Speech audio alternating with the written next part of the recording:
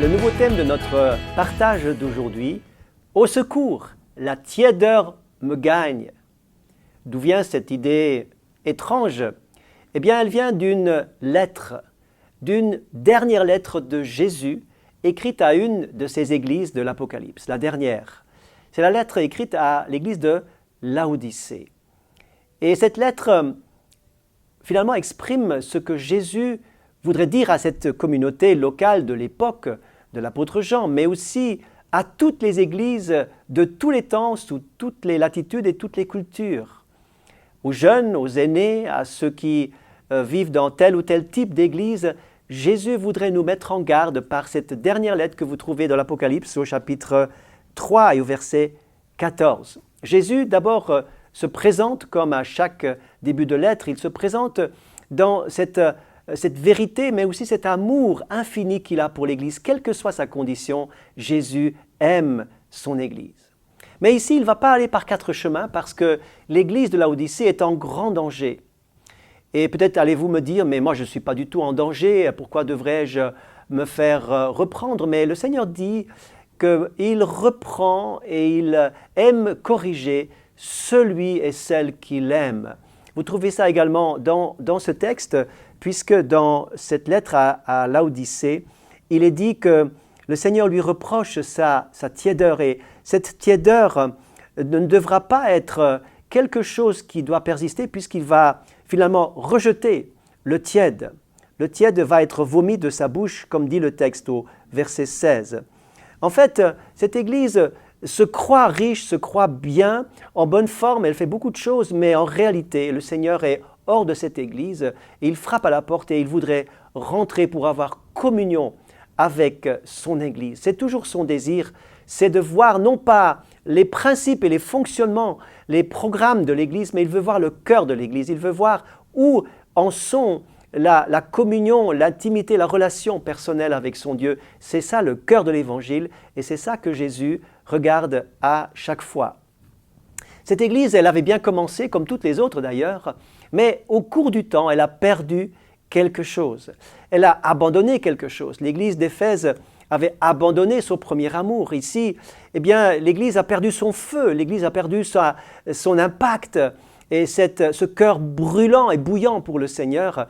Et avec le temps, suite aux déceptions, suite à la routine, suite aux blessures, suite aux coups durs, il y a différentes raisons qui font que l'on peut perdre. Mais ce que je voudrais souligner, c'est que si on ne fait rien, eh bien, de l'eau chaude devient tiède, de l'eau bouillante finalement redevient tiède si on ne fait rien. Si vous ne faites rien dans votre foi, si vous n'investissez rien, si vous ne mettez pas du carburant, si vous ne prenez pas les choses à cœur, eh bien, la tiédeur arrivera toute seule. Et à un moment donné, eh bien, l'indifférence nous gagne, la paresse nous gagne, la langueur nous gagne, la torpeur peut nous gagner si nous laissons aller les choses, si nous ne sommes plus alimentés par une vie de prière, par une lecture biblique, par la communion des amis chrétiens. Si ces choses finalement s'espacent et on les laisse tomber, eh bien inévitablement la tiédeur va prendre le dessus. Je voudrais voir maintenant avec vous 4 choses qui se perdent lorsque l'on devient tiède. L'Église de Laodicée a finalement perdu ces choses et il va falloir les retrouver. La première, c'est qu'elle va tout d'abord perdre son contact avec la source. Si vous voulez rester brûlant, bouillant et en forme dans la proximité et l'intimité avec Jésus, eh bien vous ne devez jamais perdre le contact avec la source. La présence de Dieu doit rester la priorité des priorités. Les autres choses viennent après. Ne perdez pas contact avec la source, restez branchés, restez connectés avec le Seigneur lui-même au travers de sa parole, au travers de la prière et au travers de la recherche ardente de sa présence. Eh bien, soyez connectés à la source et ne la perdez pas de vue, jamais. La deuxième chose, c'est que le tiède va perdre son énergie, sa force. En fait, comme je l'ai dit, l'eau bouillante ne restera jamais toujours bouillante si on ne fait rien.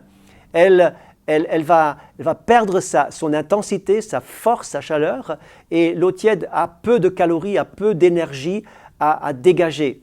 Cela me fait penser à quelqu'un qui était dans l'Ancien Testament, il s'appelait Lot. C'était le neveu d'Abraham. Et Lot va, comme vous connaissez les textes peut-être, mais il va à un moment donné quitter son oncle Abraham et il va, plutôt que de rester dans les montagnes un peu difficiles à vivre, il va partir dans les plaines et il va planter sa tente et sa maison donc jusqu'aux alentours de Sodome et Gomorrhe. Et là, pour finir, il est devant la ville, il est à proximité de la ville, mais finalement nous le retrouvons au milieu de la ville et il va prendre, malgré ses résistances et malgré son effort au début en tout cas, il va prendre la température de la ville. Sa famille va être contaminée par l'atmosphère et l'esprit de cette ville. Voyez-vous, le tiède, ce n'est plus le chrétien thermostat, c'est-à-dire celui qui donne le ton, qui donne la température autour de lui, mais il va devenir le chrétien thermomètre, c'est-à-dire celui qui enregistre la température ambiante. Et Lot est donc dans cette ville et il va finalement se laisser contaminer par l'ambiance spirituelle et morale de cette ville. Et lorsqu'il s'agira de sortir de cette ville, parce qu'on viendra le chercher, les anges viendront le chercher pour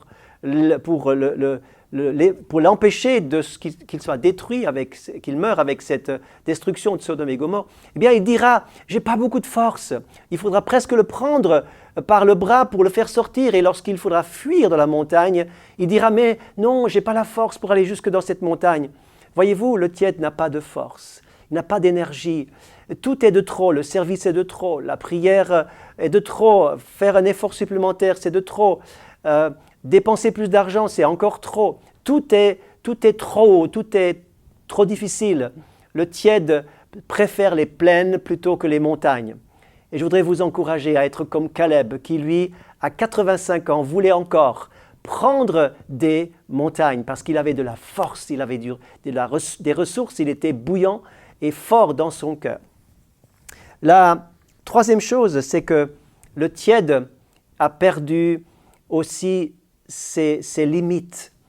Voyez-vous, au début, eh bien, dans la vie chrétienne, quand le cœur est bouillant, lorsqu'on est proche du Seigneur, on connaît les limites, on sait ce que Dieu bénit et on sait aussi là où Dieu n'est pas d'accord, les choses qu'il n'approuve pas.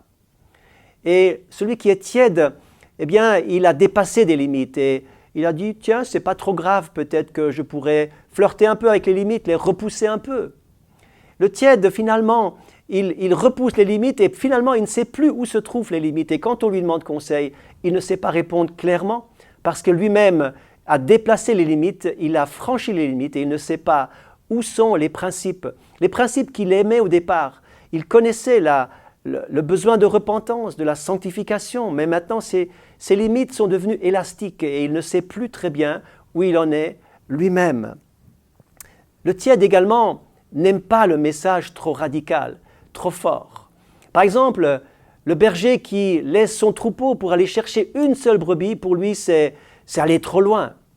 Ou encore celui qui trouve un trésor et qui vend tout pour acquérir ce trésor, c'est être démesuré.